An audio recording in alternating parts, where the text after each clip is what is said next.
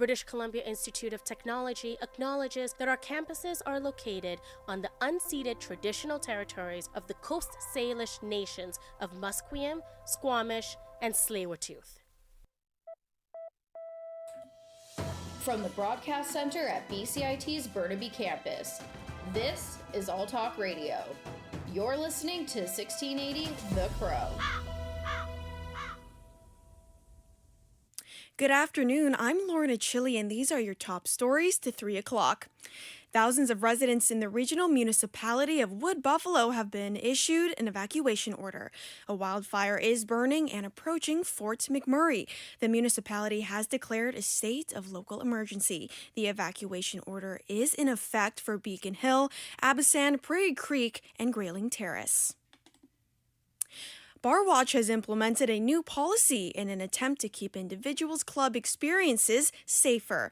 This new policy targets groping. If an individual is found to have groped another, they will face a 2-year ban from any of the 36 clubs that follow Bar Watch's policies.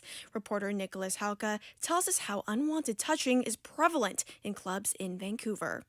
Bar Watch's new groping bans aim to help individuals, specifically women, feel more at ease while out at Vancouver clubs. Nicole Wiley is a frequent club attendee. She says being groped at the club is a regular occurrence for her and her friends. It's common enough that, one of us will probably have a guy try to approach us in an inappropriate way, or they'll full on, touch us in passing. Wiley says having her partner there with her hasn't helped. And he stepped away to go to the bathroom, and within about 5 seconds, a guy grabbed me from behind. Wiley hopes the enforcement of this policy can advance safety in Vancouver nightlife. Nicholas Hauka, BCIT News. Nicholas Hauka is here with more. Nick, how are these bans enforced? Yeah, so Lauren, it's pretty simple. So what they're going to do is they're going to take your ID at the door whenever you enter one of these establishments. They're going to get all your information down because they use government ID. If you're banned, the information goes into the database, and whenever you try to go to another location, big red X pops up on your name and they don't allow you entry. Bar Watch will also send the information of if you grope anyone, they'll send that report to the Vancouver PD for further investigation, so legal action may be taken as well. Why are these bans so important? Well, I talked to a couple women today just about this issue, and they said they want to feel safe when they're at establishments like this. They don't want to have to be concerned about things like this. This system hopefully is able to prevent reoffenders for at least a 2-year period. This helps the 36 clubs be a little more safe, keeps women's minds at ease slightly from the women I talked to, and more women would feel safe going to these 36 clubs than the private ones that don't have this system. Thank you, Nick. That was Nicholas Hauka talking about the new Bar Watch policy. The car company Honda has announced they are building an electric vehicle battery plant in Ontario. The plant will build battery separators. Prime Minister Justin Trudeau announced the new plant. We're here for another generational investment that we're announcing. The Japanese company, Asahi Kasei, will invest $1.6 billion to build a battery separator plant here in Port Colborne, Ontario. Asahi Kasei says the plant is expected to be up and running by 2027.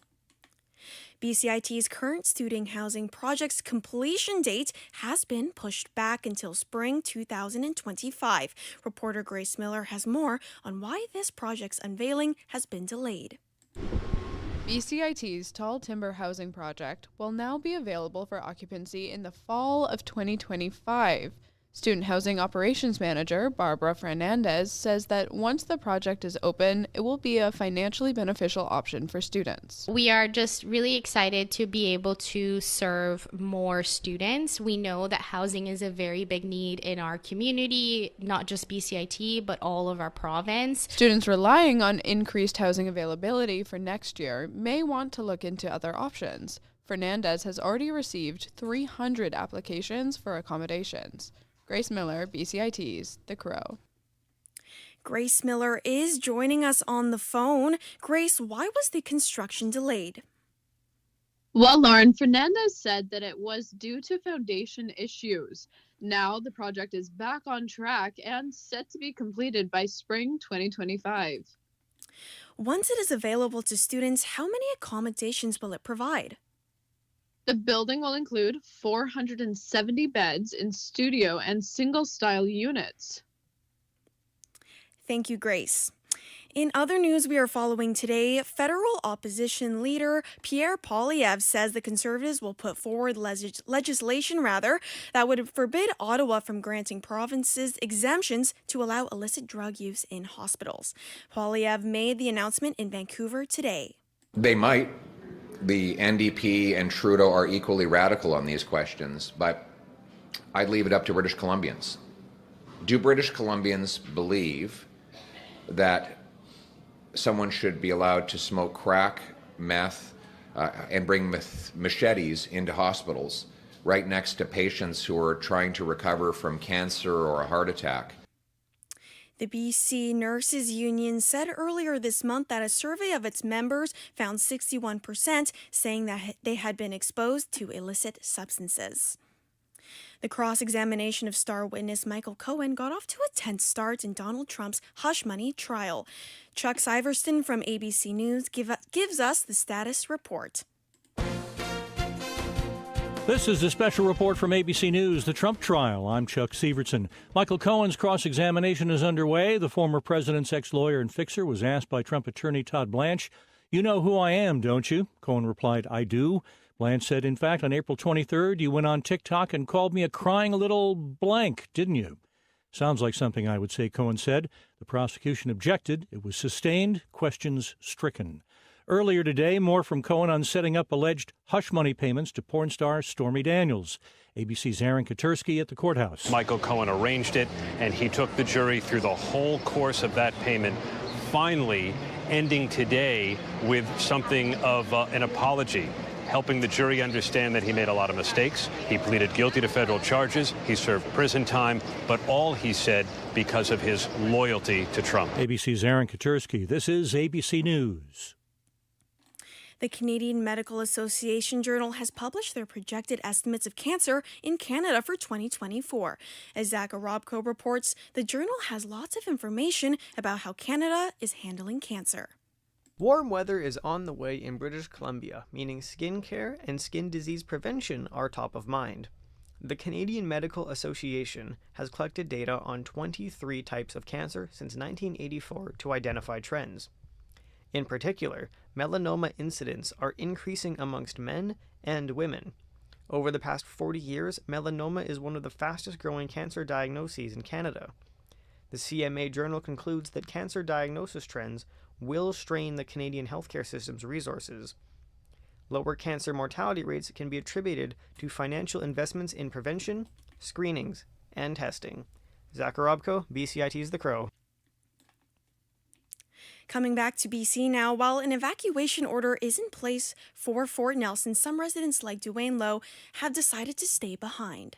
We are safe, and we understand that those evacuation orders they can't force you out. So we are here to protect our property and our homes and the livestock. And the land. That's why we're staying.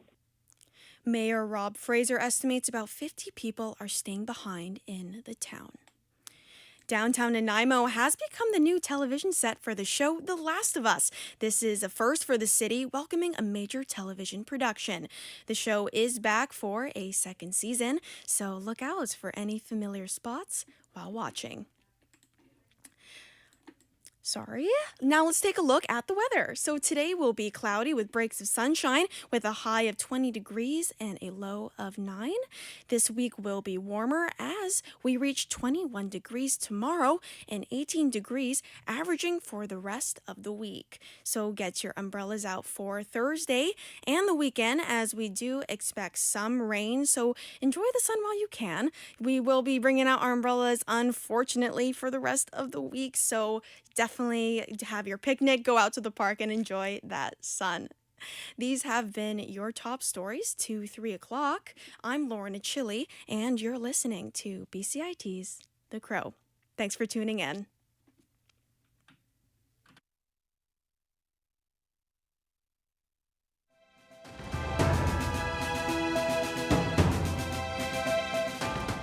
Stay tuned for more on BCIT's 1680 The Crow.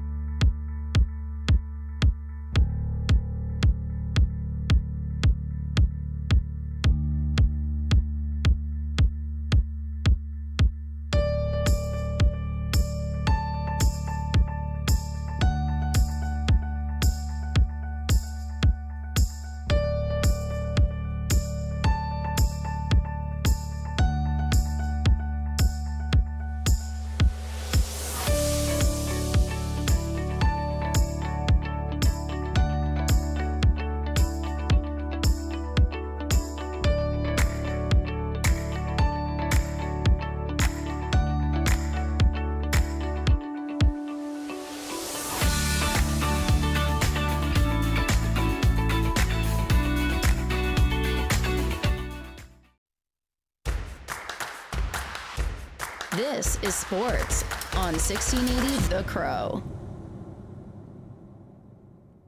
Good afternoon. I'm Ryan Sheridan with your 3:15 sports update. Lineup changes for both the Vancouver Canucks and the Edmonton Oilers have been made for tonight's game. The Oilers will be dressing backup goalie Kelvin Pickard for Game 4 in Edmonton. Canucks 7th defenseman Noah Juleson will be in the lineup to replace Carson Soucy.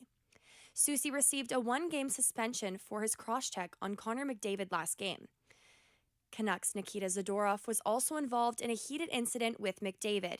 He was fined the max penalty of $5,000 for cross-checking from behind. Zadorov says playoff hockey is aggressive and it's just part of the game.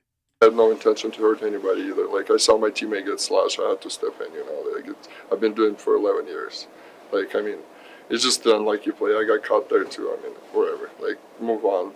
Game 4 today. Let it be. Team Canada men's hockey is 3-0 at the World Championships in Prague. The team beat Britain, Denmark, and they just had an overtime win against Austria. Chicago Blackhawks star Connor Bedard from Vancouver is leading the Hockey World Championships with 5 goals in 3 games.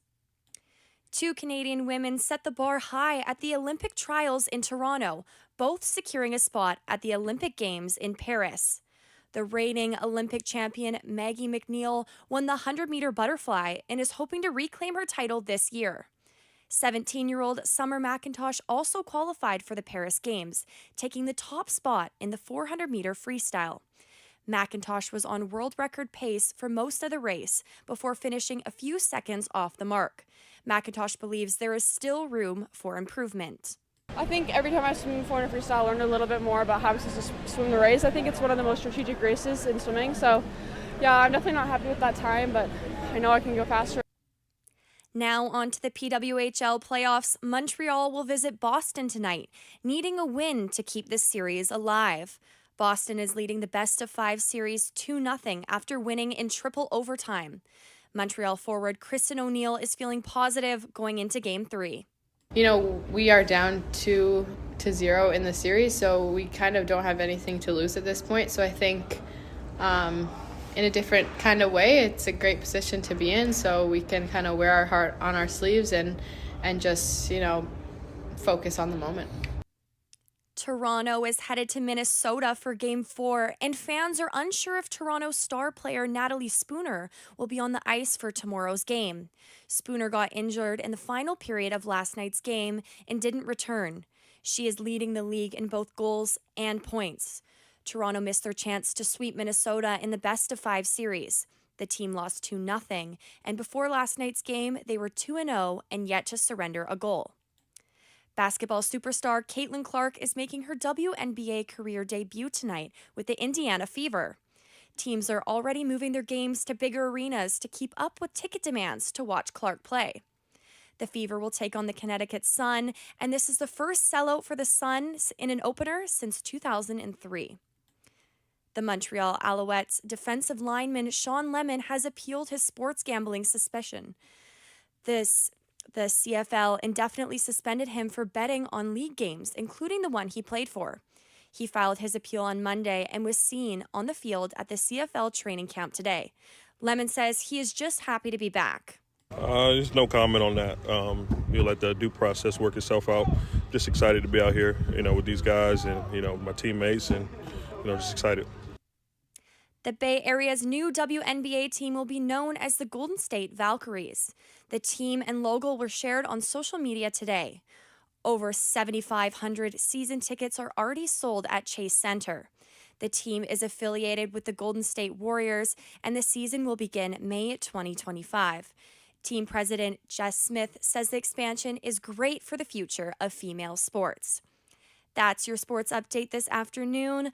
I'm Ryan Sheridan for BCIT's The Crow.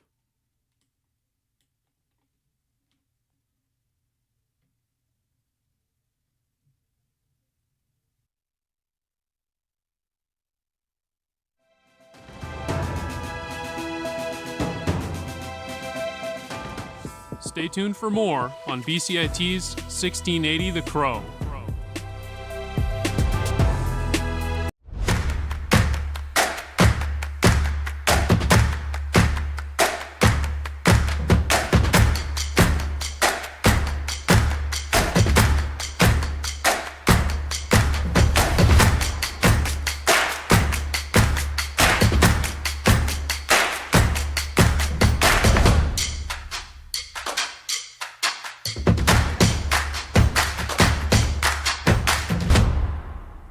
Everything is changing to digital. Everything is online. People aren't just waiting for the 6 o'clock news anymore. People want their news right now. They want to be able to go onto their smartphone, onto the internet, and see the news that they want to see. Vancouver is growing at, a really rapid rate, the Lower Mainland even, and with the tools that we're given here, we're able to cover all of that. Welcome to BCIT Magazine. I'm Radhika Sikikane. In the program, they really leave it up to you. I mean, the help is there when you need it, figuring out how to use the programs like Premiere, Audition, and figuring out how to use the cameras. But it's up to you to sort of experiment and figure out what you can do when you go out in the field. They brought candles and flowers to remember the student who lost her life yesterday. Theresa May says the international community condemns Moscow. They really make sure that you know the basics and you are able to put out a quality product. I'm Brady Tretnero. And I'm Radhika Sikikane. Thank you for tuning in to BCIT Magazine.